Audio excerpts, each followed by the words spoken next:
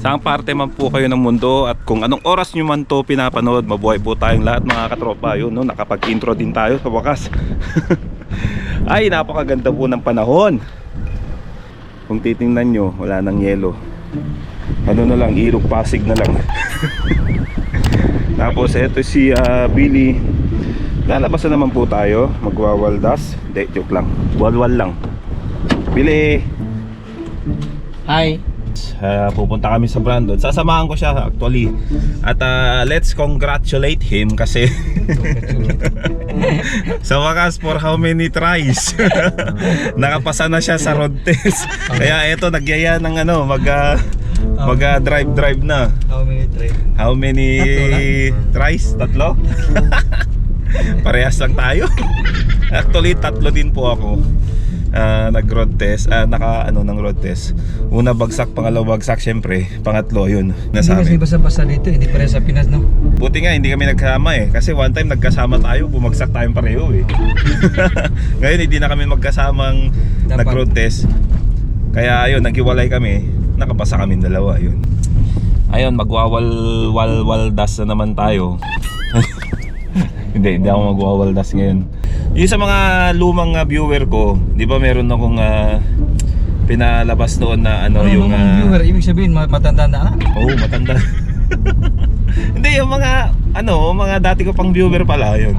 Sa mga nakakasubaybay sa akin, ibig sabihin ay meron akong pinalabas na yung may binibigay ang company natin ng shoe, 'di ba? Pangbili ng sapatos. Pang trabaho, production shoes. Gamitin namin para sa trabaho. Pero sa'yo, winter shoes 'yun. All purpose shoe. Production shoes pero sa'yo, winter shoes. Winter shoe. All purpose ka kahit saan pwede. Hindi lang pantrabaho. Pero ngayon mga tropa, ayun, sasamahan natin si Billy at pupunta kami sa Marks dahil kailangan niyang kumuha ng sapatos din kasi walang kasya sa kanya eh. Maliit kasi yung paa niya eh, parang duwende. Ano na yung size ko eh? 4? 4? Hindi nga, 4 talaga? Oh, 4? Apakaliit naman pala ng paa mo. 4 times 2 ba? 8? Kala ko 4 talaga. 7.58 yung size ko eh. Oh. Pwede 7.5, pwede eh. Sa akin naman 11.5. Kasi yung ng paa ko, yung daliri masyadong malapad. Ayun. Malapad din yung paa mo? Oo, malapad. Parehas pala sa mukha mo din. Makapal na malapad pa. Tsaka yung tawag dito, yung thumb ng paa ko parang luya.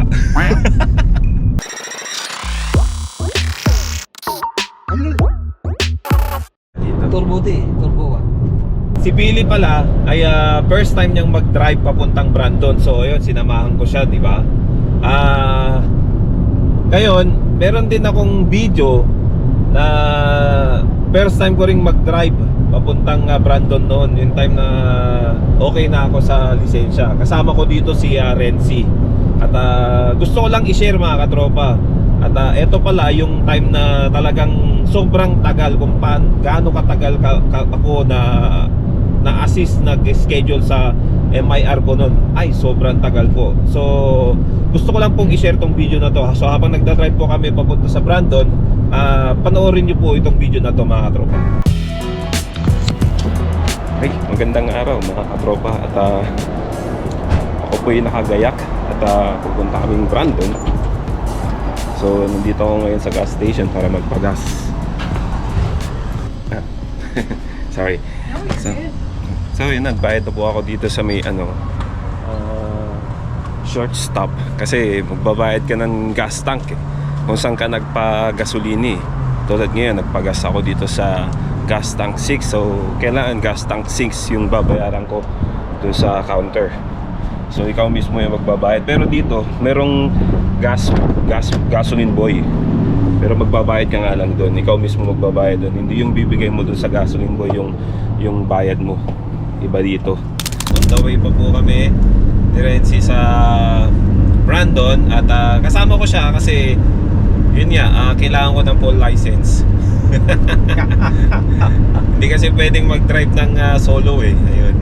half license lang kasi siya. Ayun, License. nung ano kasi to, nung narehistro namin ni Archie yung sasakyan, yun na. Pupunta akong Brandon ngayon kasi may schedule na ako ng ano yun, ng MIR ko. MRI pala.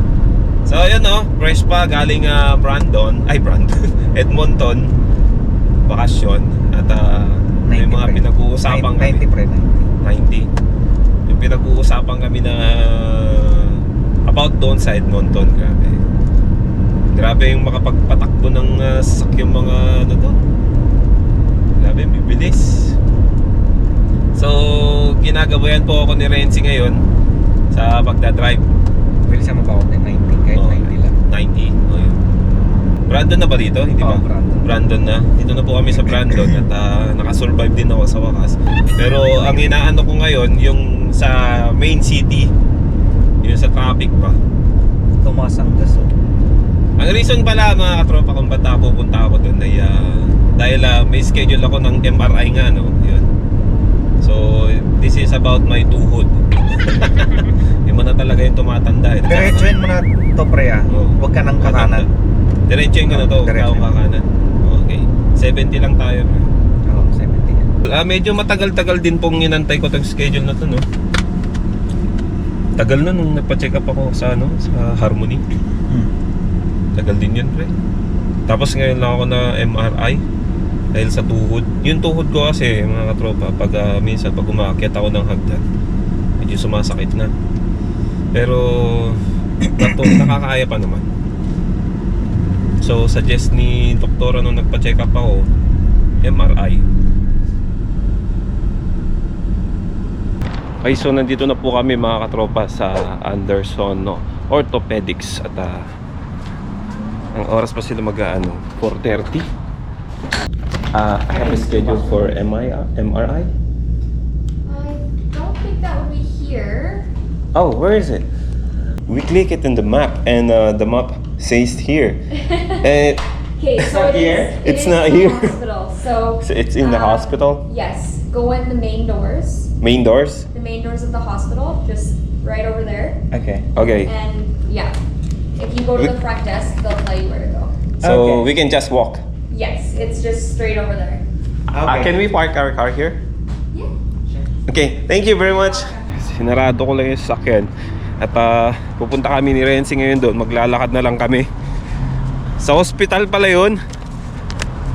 Akala ko dito. Nako, first time ko pang gumamit ng... Ano ba tawag doon, pre? Yung mapa?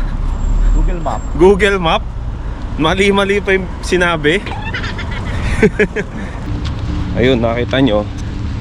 Habang naglalakad kami, may mabilis sa sasakyan kanina. So huminto siya. Ganon dito. Priority ang tao. Okay, main entrance. Dito daw eh. Pero sarado naman, under construction. So dito tayo. Sana makahabot pa kasi alas 5 yung yung tawag dito, yung schedule ko. Antayin lang natin kasi nasa phone. Sakto-sakto ang oras na ngayon dito ay 4:42. Meron pang ilang minuto. Yung MRI yung sinasabi yung di ba? May hahalik sa akin matanda doon sa loob. Manda ka na. Manda na ako nito. Ito po kami. At mukhang walang tao. Ito yung sinasabi niyang long desk. So, ayun. Fill up ko daw. And then, antayin ko yung schedule ko para sa MRI. Fill out ang kanyang exams. Exam? Ay, Ano to? kala ko exam. Ano lang siya, mga question yun lang na kung ano yung... Do you have AIDS? Sabi niya, yes daw, nakalagay. Yes, AIDS. You have or syphilis? Meron o yes ulit, mga kaibigan. Grabe. You have STDs? Oh yes ulit, mga kaibigan. Pasado na siya, mga kaibigan. Pasado na. Have you ever had metal in your eyes doing welding or grinding? Like Metal in my eyes? Yeah. I wish I have, but No, I don't think you do. So each knee is going to take about 15 minutes to scan, so you'll be in there about half an hour. 15 minutes? Yeah. 15 minutes both? Each one. Yeah. So that's gonna be 30 minutes. You got it. Alright. Tapos na yung aking MRI at grabe, yung feeling iba talaga.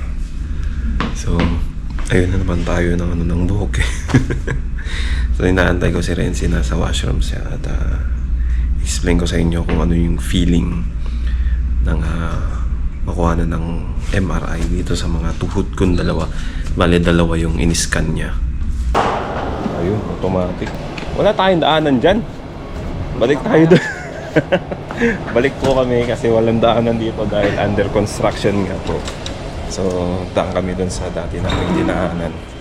At nakalimutan ko yung pitaka ko doon sa sasakyan. Ano ba yan? Nakalimutan mo dahil sa Pagmamadali. Kain po muna tayo. Nandito kami sa paborito naming pinupuntahan pag nandito kami sa Brandon. Bliss. Ito na yung magiging hapunan namin at ang oras dito ay alas 6. Ano oras na ba? Alas 6:47. salamat sa pakain ni Mayor. Yung MIR kanina, yung experience ko, yun talaga yung parang yung ano pre, cube. Yung higa nga talaga doon. So, May bumalik sa'yo. May, wala naman. Kasi hindi ako pinasok doon sa loob eh. Yung mukha ko hindi pinasok. Kaya pala. Yung tuhod ko na pinasok doon. So, pinasok lang yung tuhod ko. So, ang nangyari, isang ano lang, yung right mo nang inuna. So, kinaberan yung right. Tapos, siniscan. Nilagay, pinasok. So, yung feeling, yung parang may lumulundag na ano, muscle. So, mga ganun siya. Parang pumipitik-pitik siya. Parang yung pulso na pumipitik-pitik siya. Ganun. Tapos yung mga ganun yung tuhod ko kanina. Yung nararamdaman ako eh. Tapos maingay. Ano kasi sa electromagnetic. Kaya nag-ano siya. Mga ganun yung... Kahit nararamdaman ko siya eh. Mga ganun eh. First experience at grabe. Okay naman siya. Nag-ano lang ako kanina eh. Nakatulog ng konti. Tagal eh. Kasi yung right side 15 minutes. Tapos yung left side naman 15 minutes. Pagkatapos ng right side, anuhin ulit ako. Parang alisin ulit ako dun. Tapos lalagay yung gadget dun sa left ko. Tapos papasok ulit. Ganun yung ginawa sa akin. So, total of 30 minutes. Matagal din. 30 minutes ka din. Oo, maingay. Maingay siya talaga. So, talagang may headset ako na nakalagay. May headset talaga. So, yun pala yung experience ko dun sa MRI. Ngayon, yung resulta, babalik ako dito sa Brandon para alamin yung resulta. Libre yun, di ba? doktor. Oh, libre. Yun ang kagandahan dito. Libre. Wala kang ginastos. Wala akong ginastos. Mas mahal pa ang kape ng Tim Hortons. Sobra. Mas mahal pa yung kape ng Tim Hortons. Ito, mas mahal pa to. Kinakain namin. Sa Pilipinas. Pag dito. Mahal ko sa libo. Sa libo. Nasa libo. Nasa libo. 500 o basta mahal yun. Yung pa-consult ka lang, magpapakonsulta ka Oo. na wala kang credit card. Mahal. At kahit working visa lang kami dito, temporary working visa, di ba? Employee kami dito. Nagbabayad kami ng tax dito sa Canada. So yung tax na binabayaran namin, yun yung binabayaran din namin sa ospital. Kumbaga, ambag. Kumbaga ganun. Tama ba yung sinabi ko? Kasi nagbabayad kami ng buwis dito eh. Yun. Ganun din naman sa Pinas. Nagbabayad kami ng buwis. Kaso hindi nga lang libre ang mga ganyang check-up. Sa Pilipinas yan, sobrang mahal na yan. Diba? Ewan ko lang kung magkano libo. Paki-comment na lang kung magkakano yung mga MRI dyan sa Pinas. Pero dito, kagandahan, libre. So, sinasabing nung nagsabing scam ang Canada na ano, na libre nga, maano ka naman sa check-up schedule. Oo, tama. Medyo may katagalan. Pero at least libre. May libre din naman po sa Pilipinas na check-up. Saka, pero yung mga ganung sitwasyon na talagang check ka, x-ray, mga MIR, ano pa yung mga CT scan, may bayad po sa Pinas, di ba? Dito wala. Yung video na napanood nyo na yun yung time na pumunta kami ni Renzi doon sa hospital para magpa-MIR ako. Nag-walk-in clinic ako nung March. So, kaya ako pinalabas yun ay sa sobrang tagal ng schedule ko, umabot ako ng August nung time na MIR ako nung time na yun. So, ang point ko po ay ganun po katagal yung mga schedule ng mga ganyan dito. Ano? Kasi sabi nga nila, pag hindi critical, hindi ka naman pa Emergency. pag hindi emergency o critical, hindi ka naman maasikaso. So ganun katagal, Dapat ilang buwan. check up ka yung yung hinang-hingalo na no. Appointment agad. March, April, May, June, July, August, halos 5 months? inabot ng 5 months. Gumaling ka na nun. Hindi pa nga eh. Actually, meron pa sakit. Hindi ko pa nga na ano yung ano niyan eh. So, ganun po katagal. Yung mga nagsasabi po na matagal din ang mga check-up dito. Sa experience ko po, oo. Nangyari po sa akin talaga yun. Hindi kasi sa sobrang dami no. Sa dami po kasi. Kasi libre nga eh. Libre. Tapos, Hindi. yan, galing sa tax natin yung ano. Kahit magbayad ka, ganun pa rin. Pilahan eh. Pilahan pa rin. Schedule pa rin kasi yung ano eh. So, yung mga naka-experience po ng mga ganun, sistema ng health system dito, comment lang po kayo kung paano po yung kwento sa inyo. Kasi sa akin po, isinare ko po yung time na yun. Kasi nagsimula ako ng March, nagpa-check up, tapos yung schedule ko August, ganun po. At ganun lang kasimple po yung sistema namin nung nagpunta ako dito sa Brandon para ma-MIR yung tuwag ko. Pero hindi na kailangan operahan. Hindi naman. Sa awa ng Diyos, hindi naman. Naging okay naman. So yung mga tropa, nandito na po kami. At sana nagustuhan nyo tong video na to. At please like, subscribe, and delete. Comment lang po kayo kung paano po yung kwento nyo sa Alam mo na yung experience nyo sasabihin dito ko, sa Canada. Baby, you give me ice and fire. Yung Scamang Canada, nagaganito yung buhok niya. Kaso wala akong pintas na yung gold.